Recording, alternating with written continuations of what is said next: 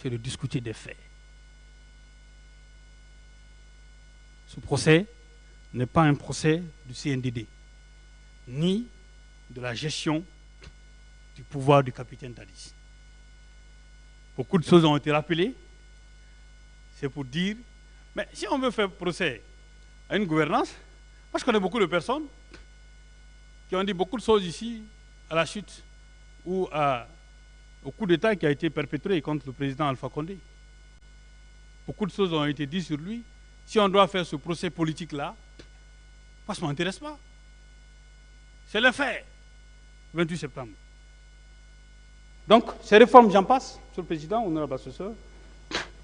La durée de la transition, c'était de 2 ans.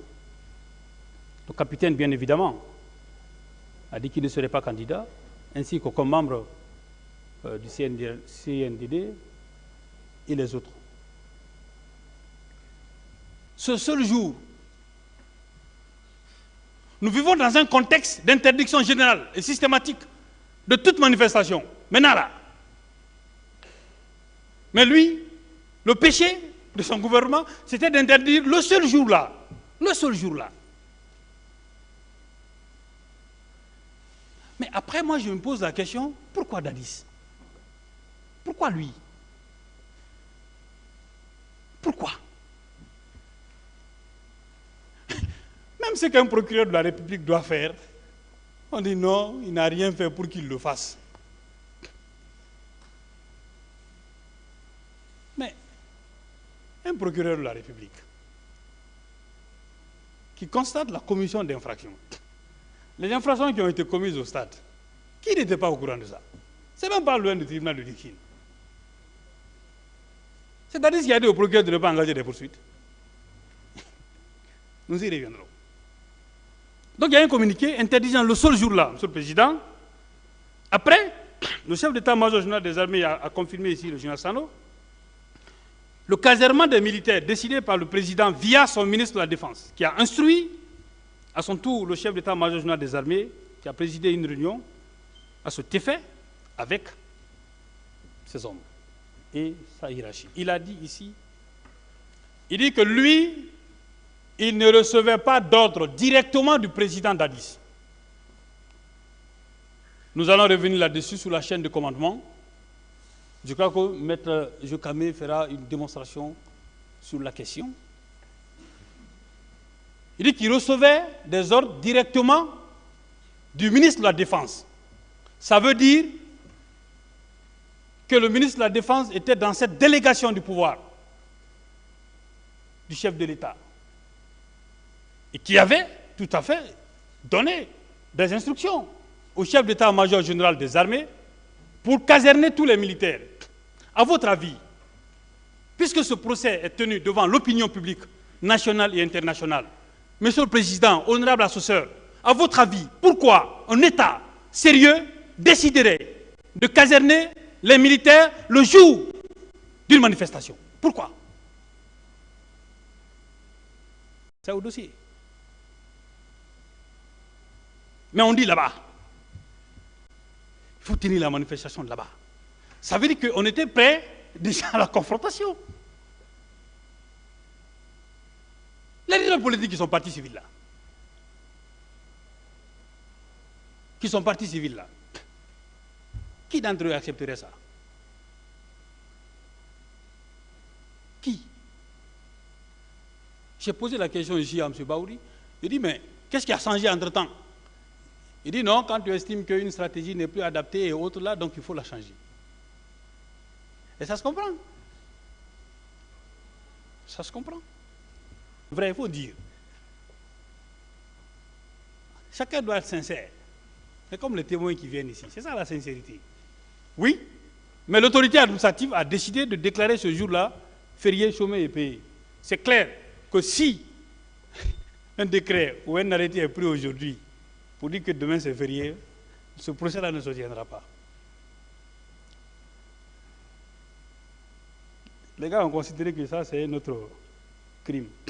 Malgré ces mesures prises par l'État républicain, les manifestants dirigés par les leaders politiques ont bravé l'interdiction, d'où les événements malheureux du jour fatidique du 28 septembre.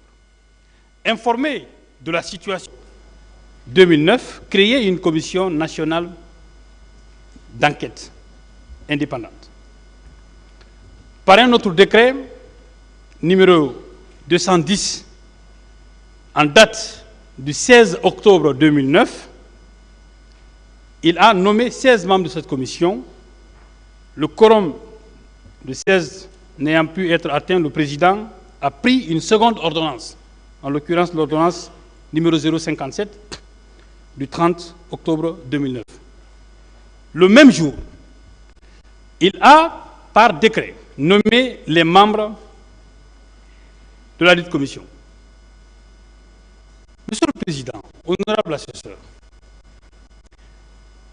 dans cette salle, j'ai été peiné d'entendre le ministère public, représentant de la société guinéenne, qui, de par sa fonction, se confond souvent à l'État et à l'exécutif. Critiquer, mettre en doute la moralité, l'intégrité, même des membres de cette commission.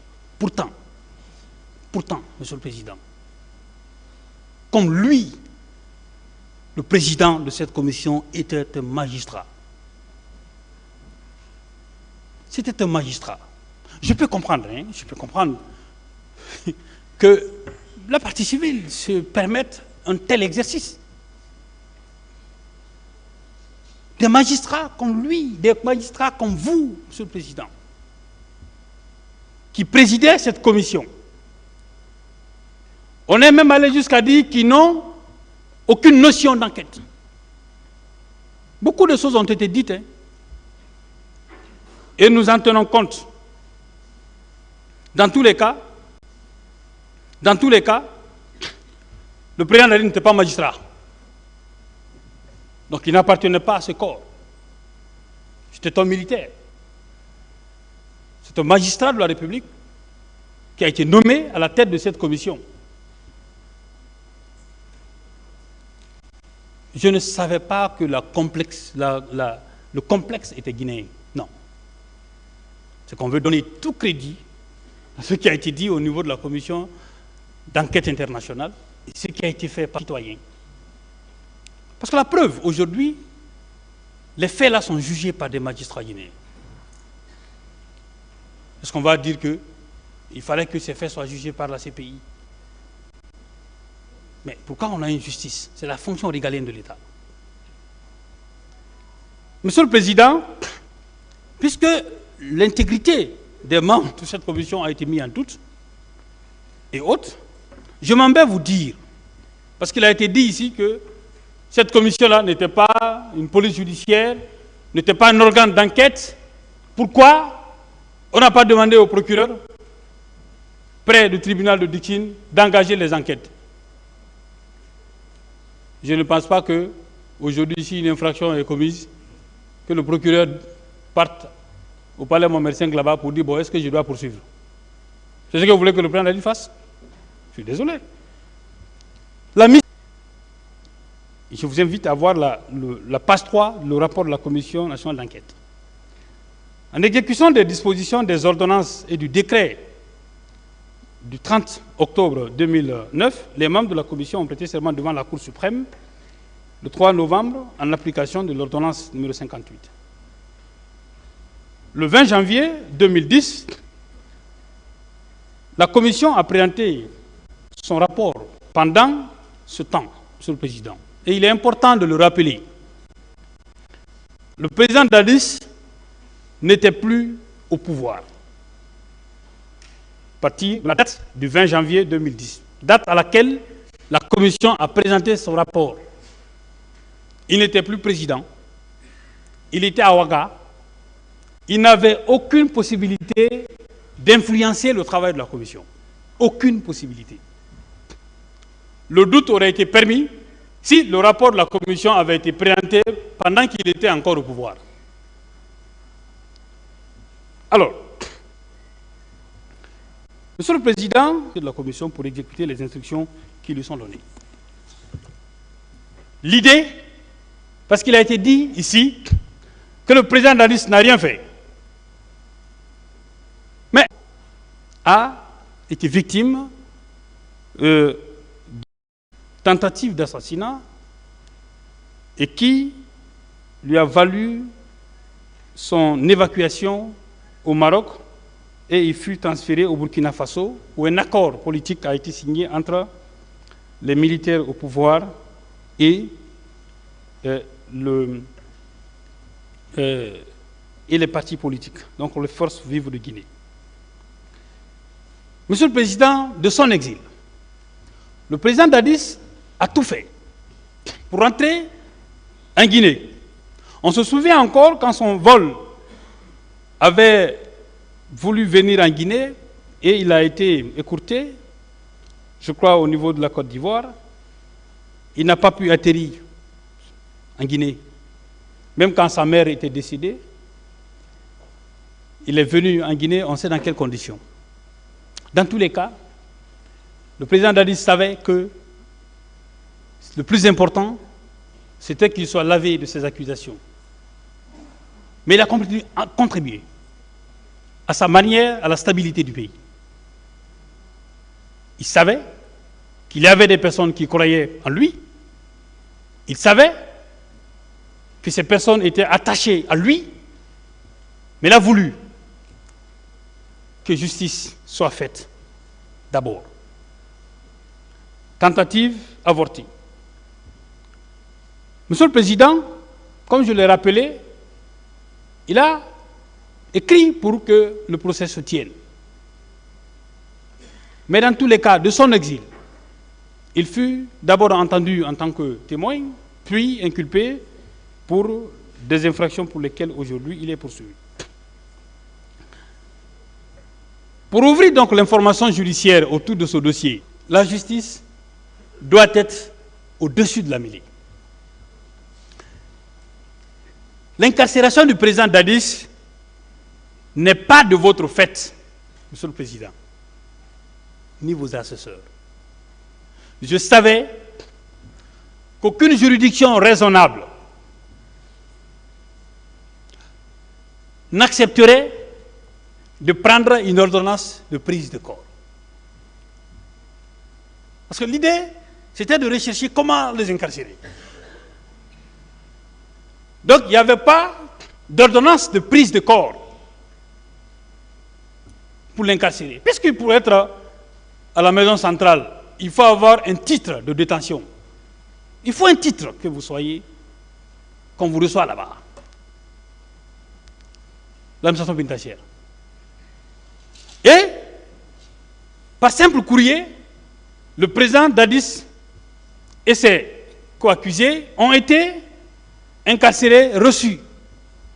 La défense a fait un constat. M. Sovogui l'a dit, je ne reviendrai pas là-dessus.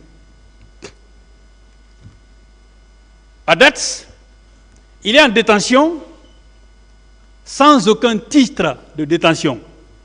Moi, l'affaire de titre de détention, l'affaire de liberté, ce n'est pas une chose qui m'est étrange. Hein.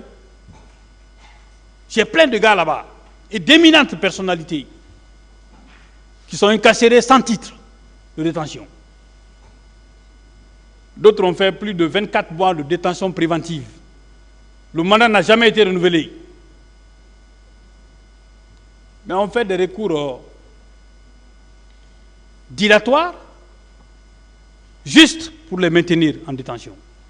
C'est pourquoi pour certains, on s'est transporté devant les juridictions internationales pour obtenir des décisions que l'État refuse d'exécuter. Donc, pour moi, le cas du Dadis, le capitaine Dadis, c'est un cas à côté d'autres. La justice qu'on veut construire pour notre pays, ce n'est pas fait, elle ne doit pas être faite pour les forts. Elle doit être faite pour tout le monde. Tous les citoyens de la République. C'est quand vous êtes en position de faiblesse qu'on vous arrête et qu'on vous maintient en détention, même si vous bénéficiez des décisions